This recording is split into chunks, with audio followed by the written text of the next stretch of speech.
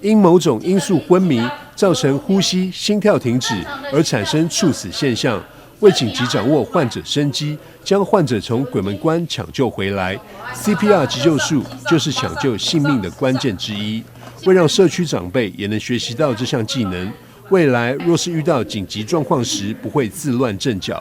大同里长侯云静特别邀请虎尾寮紧急救援队前来授课。双手打直，如果打不直的会怕的就外翻。二来，两乳头连线中间。加尾节十字架，来1上2上3上4上5上6上7上8上9上。虎尾寮它本身好像在东区做了一些相关的救援活动我们都很希望他来为我们这个独居老人长辈健康促进课程来上这个课程。那你觉得这些课程对长辈有什么样的帮助？起码有一个认知观念的认知。如果万一有一个意外的话，他要怎么样子去自救或是救人？不止口述与示范，救援队的老师也要让长辈们亲自操作 CPR， 体验救人的分秒必争。18、19、20、21、22、23、24、25。来就要急救的时阵，家庭若有人安那就会当利用。刚才就困难。没啦。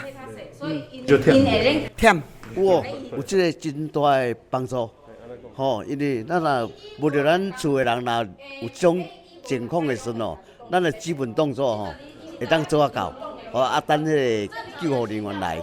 今天的课程主要就是来宣导我们全民 CPR， 就让长辈能够如果在遇到发生状况的时候，自己最少会学会怎么去压 CPR。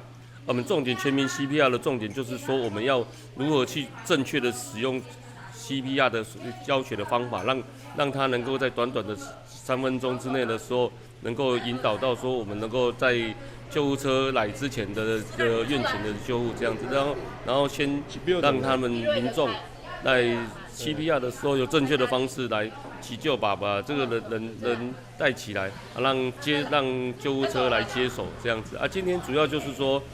那长照据点的话，就是有一些长辈的话，让他们学习怎么去压，那么这个全民 CPR 的意思就是要让大家每个人都会学到怎么去压我们的 CPR， 然后再来学习我们在如何使用我们的 AED。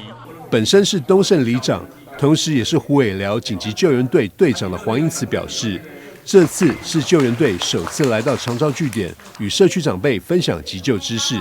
重点是要让更多人掌握全民 CPR 的急救技能，也欢迎对这项课程有兴趣的社区据点都可以向虎尾寮紧急救援队洽询。记者张硕维采访报道。